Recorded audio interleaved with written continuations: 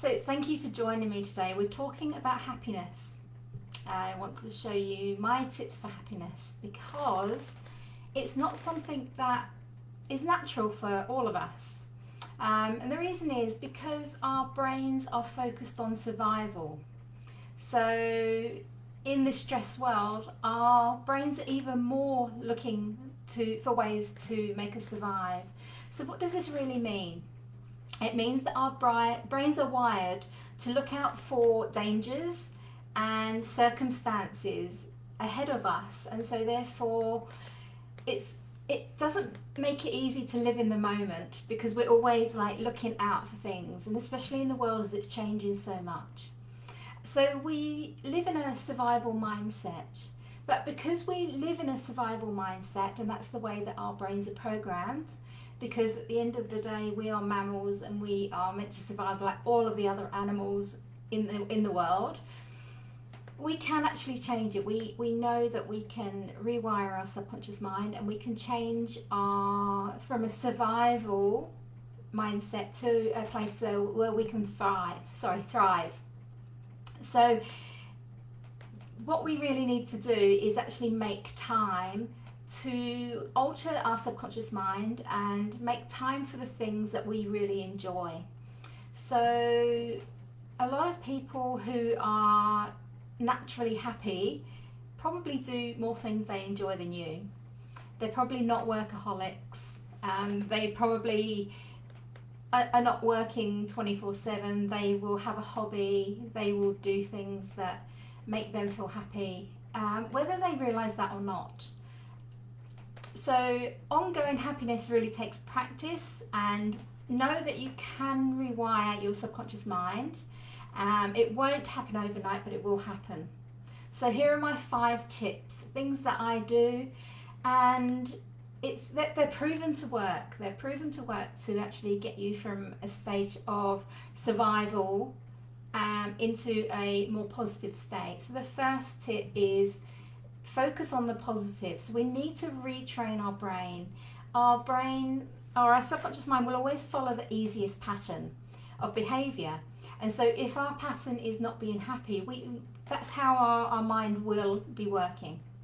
And so we need to refocus our brain. We need to train our brain and our subconscious mind to start looking out for the positives in our life. And we all have positives. We don't necessarily think of them as positives because we're always looking for that next big thing. We're always looking for the holiday or owning the car or having that money. And those things take time. And if we stick to what's happening in our day right now, we can start paying more attention to the small positive things. So it might be, for me today, I was meant to do this live video a few hours ago, but it's sunny, and because we've had all of these floods and it's been raining all the time, I'm like, okay, this video can wait. It's more important for me to do something that I love, and I'm going to go out in the sunshine. And I went and did some work in the garden, and I've laid some paving stones today. So I focused on the fact that the sun was out and I can do one of the jobs that's been mounting up outside because I haven't been able to do it. So for you, what is that thing that makes you feel positive every day? Is it a hug with your children? Is it your family? Is it something that happens at work? Is it something that makes you proud of something that you do? So my quest for you, I guess, is to spend 2 minutes a day, morning and night, retraining your subconscious mind to find the positive things that have happened. So 2 minutes, it will not take long, and if you do this for 30 to 40 days, your subconscious mind will start changing. It will automatically start looking for the positive things in your life. So that's one tip. It's a really simple thing to do. Yes, you need discipline. This, as I said before, this does not happen overnight, but this will happen with perseverance and persistence, and just keeping that focus on being happy, being positive as many times during the day as possible. Practice that feeling. Really, when you're writing down what you're writing, really feel that feeling of happiness as well, and that positive energy.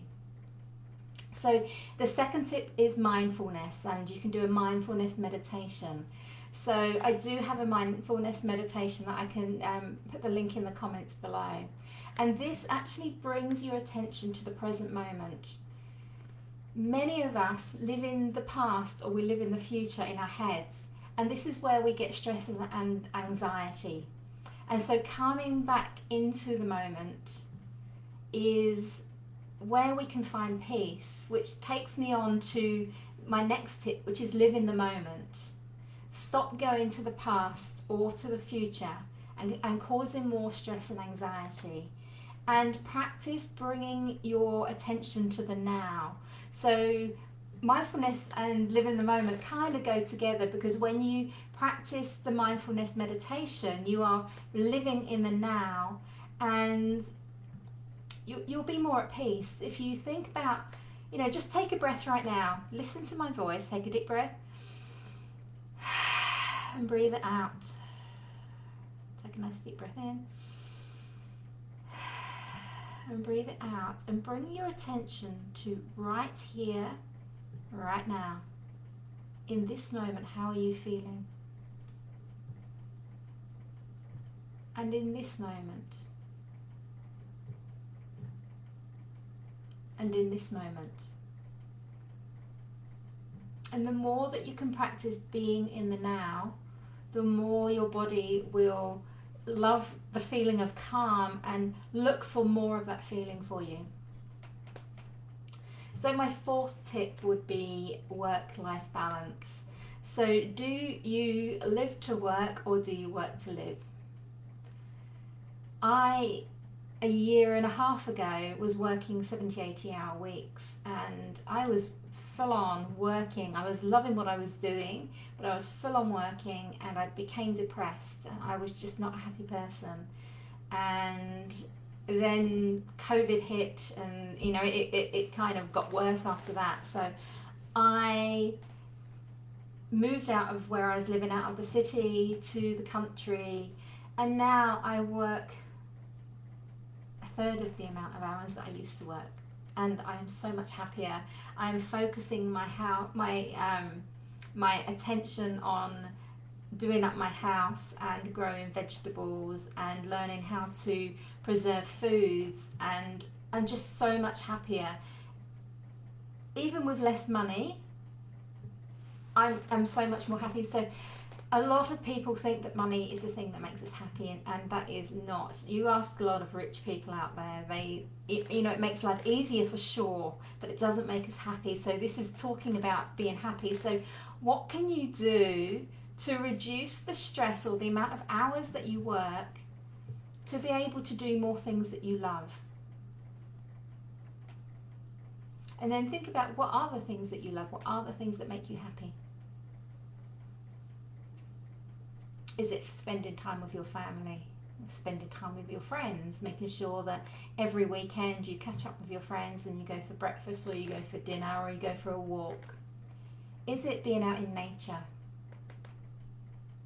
Is it getting some exercise? Cuddling your dog, cuddling your children? What is the thing that you need to do more of to be able to find that balance? I know sometimes it's a fine line, but just like everything, just practice a tiny little bit. So maybe one week you'll give yourself an extra hour to do something you love, and then the week after you'll give yourself 2 days with an hour to do that, and you start gently progressing until you have that balance in your life. And my last tip is being creative. It's been shown that when you use your imagination and you tap into your creativity, you are happier.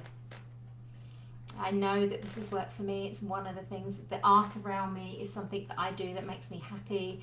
A few years ago I had alopecia, I was working too much, all of my hair fell out, and I was really stressed, and I found that art for me was the thing that got me that balance. It found me that work-life balance, and painting or making things out of rubbish actually is the thing that I found that makes me happy. So what is it for you? Could it be writing? Do you enjoy writing, emails to friends, or just writing your thoughts out, or writing a story? Is painting your thing? Do you like drawing? or dancing or listening to music? What is a thing where you can really tap into this thing and use your imagination and use your creativity? I would love to know. And with all of the videos that I do, I usually give 3 to 5 different tips of things that you can do. If you find that too overwhelming, just change one of these things. So you could focus on the positive. Do your 2 minutes twice a day, finding the positive things in your life. You could do the mindfulness meditation. You could start finding some balance and work-life balance in your life.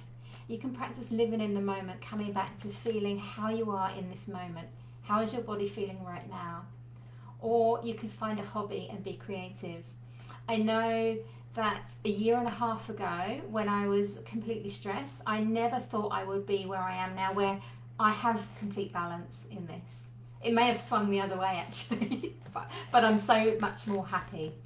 So I hope that this helps you. I would love to know how this resonates with you in the comments, and I will see you next time. Thank you so much for being here with me, and goodbye for now.